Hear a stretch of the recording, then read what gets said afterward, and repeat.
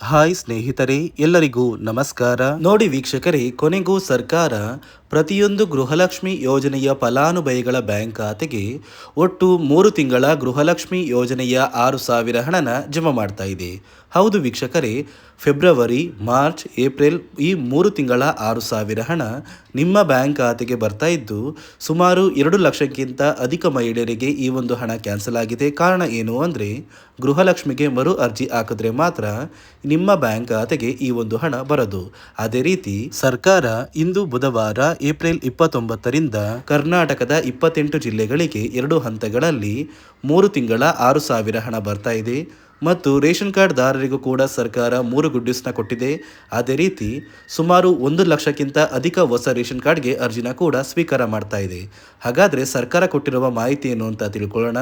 ಅದಕ್ಕಿಂತ ಮೊದಲು ನೋಡಿ ವೀಕ್ಷಕರೇ, ನೀವೇನಾದ್ರೂ ಇನ್ನೂ ಕೂಡ ನನ್ನ ಚಾನಲ್ನ ಸಬ್ಸ್ಕ್ರೈಬ್ ಆಗಿಲ್ಲ ಅಂದರೆ ದಯವಿಟ್ಟು ಪ್ರತಿಯೊಬ್ಬರು ಚಾನಲ್ನ ಸಬ್ಸ್ಕ್ರೈಬ್ ಮಾಡ್ಕೊಳ್ಳಿ, ಹಾಗೆ ವಿಡಿಯೋಗೆ ಒಂದು ಲೈಕ್ನ ಕೊಡಿ. ಹೌದು ವೀಕ್ಷಕರೇ, ಸರ್ಕಾರ ಪ್ರತಿಯೊಂದು ಗೃಹಲಕ್ಷ್ಮಿ ಯೋಜನೆಯ ಫಲಾನುಭವಿಗಳಿಗೆ ಒಟ್ಟು 3 ತಿಂಗಳ ಗೃಹಲಕ್ಷ್ಮಿ ಯೋಜನೆಯ 6,000 ಹಣನ ಜಮಾ ಮಾಡುವುದಾಗಿ ಭರ್ಜರಿ ಗುಡ್ಡಿಸ್ನ ಕೊಟ್ಟಿದ್ದು, ನಿಮ್ಮ ಬ್ಯಾಂಕ್ ಖಾತೆಗೆ ಫೆಬ್ರವರಿ ತಿಂಗಳ 28ನೇ ಕಂತು, ಮಾರ್ಚ್ ತಿಂಗಳ 29ನೇ ಕಂತು ಹಾಗೂ ಏಪ್ರಿಲ್ ತಿಂಗಳ 30ನೇ ಕಂತು ಈ 3 ತಿಂಗಳ 6,000 ಹಣನ ಸರ್ಕಾರ ಪ್ರತಿ ಫಲಾನುಭವಿಗಳಿಗೆ ಜಮಾ ಮಾಡ್ತಾ ಇದೆ.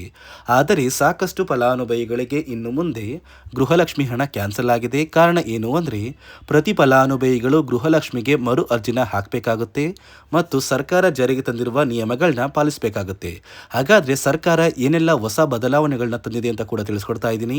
ಅದಕ್ಕಿಂತ ಮೊದಲು ನೋಡಿ ವೀಕ್ಷಕರೇ, ಇಂದು ಬುಧವಾರ ಏಪ್ರಿಲ್ 29ರಿಂದ ಕರ್ನಾಟಕದ ಯಾವ 28 ಜಿಲ್ಲೆಗಳಿಗೆ 2 ಹಂತಗಳಲ್ಲಿ 3 ತಿಂಗಳ 6,000 ಹಣ ಬರ್ತಾ ಇದೆ ಅಂದರೆ ನೋಡಿ ವೀಕ್ಷಕರೇ, ಮೊದಲ ಹಂತದಲ್ಲಿ ಬೆಂಗಳೂರು ನಗರ, ಬೆಂಗಳೂರು ಗ್ರಾಮಾಂತರ, ರಾಮನಗರ, ಚಿಕ್ಕಬಳ್ಳಾಪುರ, ಚಿತ್ರದುರ್ಗ, ದಾವಣಗೆರೆ, ಕೋಲಾರ, ಶಿವಮೊಗ್ಗ, ತುಮಕೂರು, ಬಳ್ಳಾರಿ, ಬೀದರ್, ಕಲಬುರಗಿ, ಯಾದಗಿರಿ, ಕೊಪ್ಪಳ, ರಾಯಚೂರು ಮತ್ತು ವಿಜಯನಗರ ಈ ಜಿಲ್ಲೆಗಳಿಗೆ ಮೊದಲ ಹಂತದಲ್ಲಿ ಹಣ ಬರ್ತಾ ಇದೆ. ಎರಡನೆಯ ಹಂತದಲ್ಲಿ ಬಾಗಲಕೋಟೆ, ಬೆಳಗಾವಿ, ವಿಜಯಪುರ, ಧಾರವಾಡ, ಗದಗ, ಹಾವೇರಿ, ಉತ್ತರ ಕನ್ನಡ, ಚಾಮರಾಜನಗರ, ಚಿಕ್ಕಮಗಳೂರು, ದಕ್ಷಿಣ ಕನ್ನಡ, ಹಾಸನ, ಕೊಡಗು, ಮಂಡ್ಯ, ಮೈಸೂರು ಮತ್ತು ಉಡುಪಿ ಈ ಜಿಲ್ಲೆಗಳ ಪ್ರತಿ ಫಲಾನುಭವಿಗಳಿಗೆ ಸರ್ಕಾರದಿಂದ ಎರಡನೆಯ ಹಂತದಲ್ಲಿ 3 ತಿಂಗಳ ಗೃಹಲಕ್ಷ್ಮಿ ಯೋಜನೆಯ 6,000 ಹಣ ಬರ್ತಾ ಇದ್ದು, ಒಟ್ಟು 3 ತಿಂಗಳ ಗೃಹಲಕ್ಷ್ಮಿ ಯೋಜನೆಯ ಹಣನ ಪ್ರತಿಯೊಂದು ಫಲಾನುಭವಿಗಳಿಗೆ ಸರ್ಕಾರ ಜಮಾ ಮಾಡ್ತಾ ಇದೆ. ಆದರೆ ಸಾಕಷ್ಟು ಫಲಾನುಭವಿಗಳಿಗೆ ಇನ್ನು ಮುಂದೆ ಗೃಹಲಕ್ಷ್ಮಿ ಹಣ ಕ್ಯಾನ್ಸಲ್ ಆಗಿದೆ ಮತ್ತು ಗೃಹಲಕ್ಷ್ಮಿಗೆ ಕೆಲವು ಹೊಸ ನಿಯಮಗಳು ಜಾರಿಗೆ ಬಂದಿದ್ದು, ಪ್ರತಿ ತಿಂಗಳು ಹಣ ಬರಬೇಕು ಅಂದರೆ ಆದಷ್ಟು ಬೇಗ ನೀವು ಗೃಹಲಕ್ಷ್ಮಿಗೆ ಮರು ಅರ್ಜಿನ ಹಾಕೋದು ಕಡ್ಡಾಯ.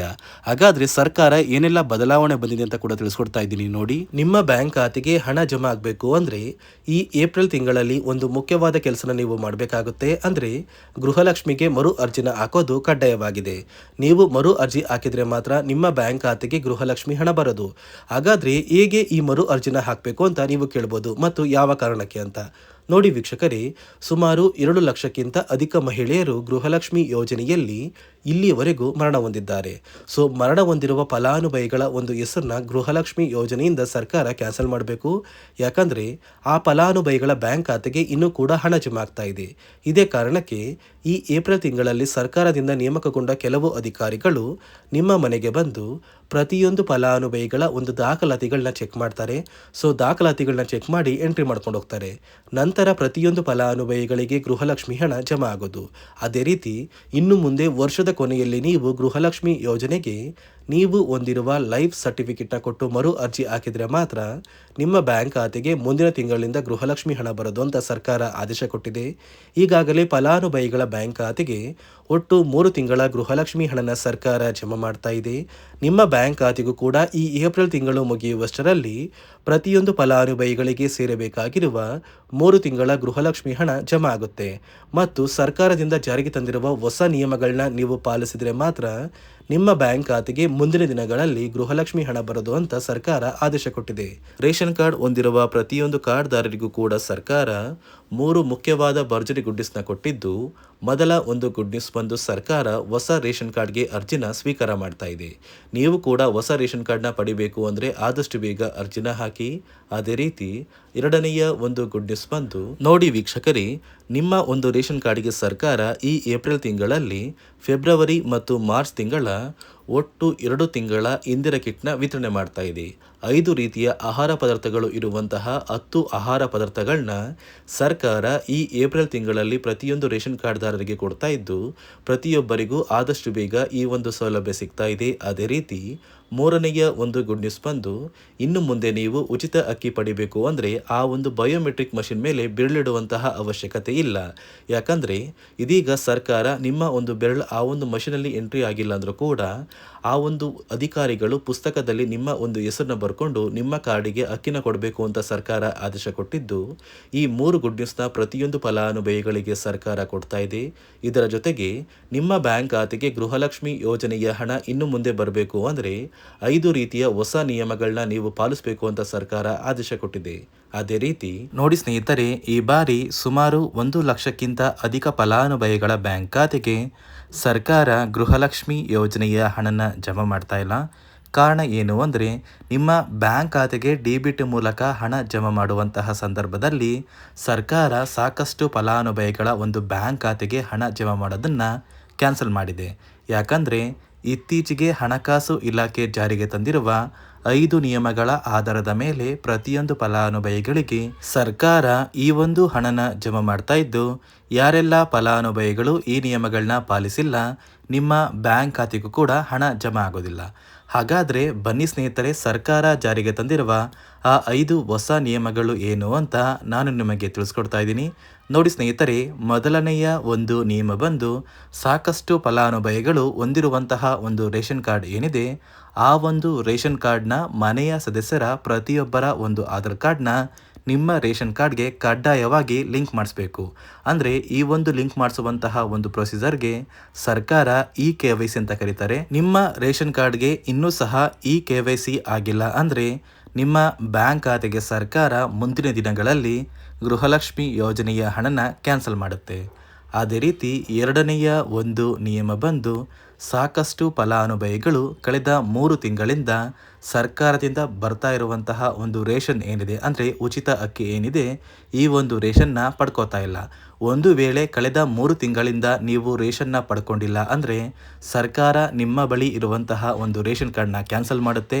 ನಿಮ್ಮ ರೇಷನ್ ಕಾರ್ಡ್ನ ಸರ್ಕಾರ ಕ್ಯಾನ್ಸಲ್ ಮಾಡಿದ್ರೆ ನಿಮ್ಮ ಬ್ಯಾಂಕ್ ಖಾತೆಗೆ ಗೃಹಲಕ್ಷ್ಮಿ ಯೋಜನೆಯ ಹಣ ಇರ್ಬೋದು ಮತ್ತು ಸರ್ಕಾರದಿಂದ ಬರುವಂತಹ ಒಂದು ಸೌಲಭ್ಯಗಳನ್ನ ನೀವು ಕಳ್ಕೋಬೇಕಾಗುತ್ತೆ. ಅದೇ ರೀತಿ ಮೂರನೆಯ ಒಂದು ನಿಯಮ ಬಂದು ನೋಡಿ ಸ್ನೇಹಿತರೆ, ನಿಮ್ಮ ಬಳಿ ಇರುವಂತಹ ಒಂದು ಆಧಾರ್ ಕಾರ್ಡ್ ಏನಿದೆ, ಆ ಒಂದು ಆಧಾರ್ ಕಾರ್ಡ್ನ ಕಳೆದ 15 ವರ್ಷಗಳಲ್ಲಿ ನೀವು ಯಾವುದೇ ರೀತಿಯ ಒಂದು ತಿದ್ದುಪಡಿನ ಮಾಡಿಸಿಲ್ಲ ಅಂದರೆ ನಿಮ್ಮ ಬ್ಯಾಂಕ್ ಖಾತೆಗೆ ಸರ್ಕಾರ ಗೃಹಲಕ್ಷ್ಮಿ ಯೋಜನೆಯ ಹಣನ ಕ್ಯಾನ್ಸಲ್ ಮಾಡುತ್ತೆ. ಯಾಕಂದರೆ ಸರ್ಕಾರದಿಂದ ಬಂದಿರುವಂತಹ ಒಂದು ಆದೇಶದ ಪ್ರಕಾರ ಪ್ರತಿಯೊಂದು ಫಲಾನುಭವಿಗಳು ಕಳೆದ 15 ವರ್ಷಗಳಲ್ಲಿ ಯಾವುದೇ ರೀತಿಯ ಒಂದು ತಿದ್ದುಪಡಿನ ನಿಮ್ಮ ಆಧಾರ್ ಕಾರ್ಡ್ಗೆ ನೀವು ಮಾಡಿಸಿಲ್ಲ ಅಂದರೆ ಕಡ್ಡಾಯವಾಗಿ ಆದಷ್ಟು ಬೇಗ ನಿಮ್ಮ ಆಧಾರ್ ಕಾರ್ಡ್ಗೆ ತಿದ್ದುಪಡಿನ ಮಾಡಿಸಿ. ಅದೇ ರೀತಿ ನಾಲ್ಕನೆಯ ಒಂದು ನಿಯಮ ಬಂದು ನಿಮ್ಮ ಕುಟುಂಬದ ಒಂದು ವಾರ್ಷಿಕ ಆದಾಯ 7 ಲಕ್ಷಕ್ಕಿಂತ ಕಡಿಮೆ ಇರಬೇಕು. ಒಂದು ವೇಳೆ ನಿಮ್ಮ ಕುಟುಂಬದ ವಾರ್ಷಿಕ ಆದಾಯ 7 ಲಕ್ಷಕ್ಕಿಂತ ಜಾಸ್ತಿ ಇದ್ದರೆ ನಿಮ್ಮ ಬ್ಯಾಂಕ್ ಖಾತೆಗೆ ಸರ್ಕಾರ ಗೃಹಲಕ್ಷ್ಮಿ ಯೋಜನೆಯ ಹಣನ ಕ್ಯಾನ್ಸಲ್ ಮಾಡುತ್ತೆ. ಅದೇ ರೀತಿ 5ನೆಯ ಒಂದು ನಿಯಮ ಬಂದು ನಿಮ್ಮ ಕುಟುಂಬದ ಸದಸ್ಯರು ಅಥವಾ ಗೃಹಲಕ್ಷ್ಮಿ ಯೋಜನೆಯ ಫಲಾನುಭವಿಗಳು ಯಾರು ಕೂಡ ಸರ್ಕಾರಿ ನೌಕರರಾಗಿ ಕಾರ್ಯನಿರ್ವಹಿಸ್ತಾ ಇರಬಾರ್ದು. ಒಂದು ವೇಳೆ ನಿಮ್ಮ ಕುಟುಂಬದಲ್ಲಿ ಯಾರೇ ಆಗಿದ್ರೂ ಸರ್ಕಾರಿ ನೌಕರರಾಗಿ ಕಾರ್ಯನಿರ್ವಹಿಸ್ತಾ ಇದ್ದರೆ ನಿಮ್ಮ ಬ್ಯಾಂಕ್ ಖಾತೆಗೆ ಗೃಹಲಕ್ಷ್ಮಿ ಯೋಜನೆಯ ಹಣ ಕ್ಯಾನ್ಸಲ್ ಆಗುತ್ತೆ. ಈ 5 ನಿಯಮಗಳ ಆಧಾರದ ಮೇಲೆ ಪ್ರತಿಯೊಂದು ಫಲಾನುಭವಿಗಳಿಗೆ ಸರ್ಕಾರ ಹಣ ಜಮಾ ಮಾಡ್ತಾ ಇದೆ. ಒಂದು ವೇಳೆ ನೀವು ಈ 5 ನಿಯಮಗಳನ್ನ ಪಾಲಿಸಿಲ್ಲ ಅಂದರೆ ನೀವು ಕೂಡ ಗೃಹಲಕ್ಷ್ಮಿ ಯೋಜನೆಯ ಹಣದಿಂದ ವಂಚಿತರಾಗಬೇಕಾಗುತ್ತೆ. ನೋಡಿ ವೀಕ್ಷಕರೇ, ಇಂದು ಬುಧವಾರ ಏಪ್ರಿಲ್ 29ರಂದು ಕರ್ನಾಟಕದ 28 ಜಿಲ್ಲೆಗಳಿಗೆ 3 ತಿಂಗಳ ಗೃಹಲಕ್ಷ್ಮಿ ಯೋಜನೆಯ ಒಟ್ಟು 6,000 ಹಣ ಜಮಾ ಆಗ್ತಾ ಇದ್ದು, ಆದಷ್ಟು ಬೇಗ ಪ್ರತಿ ಫಲಾನುಭವಿಗಳಿಗೆ ಈ 6,000 ಹಣ ಬರುತ್ತೆ. ಅದೇ ರೀತಿ ರೇಷನ್ ಕಾರ್ಡ್ ದಾರರಿಗೂ ಕೂಡ ಸರ್ಕಾರ ಭರ್ಜರಿ ಗುಡ್ಡಿಸ್ನ ಕೊಟ್ಟಿದ್ದು, ಪ್ರತಿ ಫಲಾನುಭವಿಗಳಿಗೆ ಎಲ್ಲ ರೀತಿಯ ಸೌಲಭ್ಯಗಳು ಸಿಗುತ್ತೆ ಆಗುತ್ತೆ ಅಂತ ಹೇಳ್ತಾ ಇದಿಷ್ಟು ಸರ್ಕಾರದಿಂದ ಬಂದಿರುವ ಹೊಸ ಮಾಹಿತಿಯಾಗಿದೆ. ನಾನು ಕೊಟ್ಟಿರುವ ಮಾಹಿತಿ ನಿಮಗೆ ಇಷ್ಟ ಆಗಿದ್ದಲ್ಲಿ ದಯವಿಟ್ಟು ಪ್ರತಿಯೊಬ್ಬರು ನನ್ನ ಚಾನಲ್ನ ಸಬ್ಸ್ಕ್ರೈಬ್ ಮಾಡ್ಕೊಳ್ಳಿ, ಹಾಗೆ ವಿಡಿಯೋಗೆ ಒಂದು ಲೈಕ್ನ ಕೊಡಿ.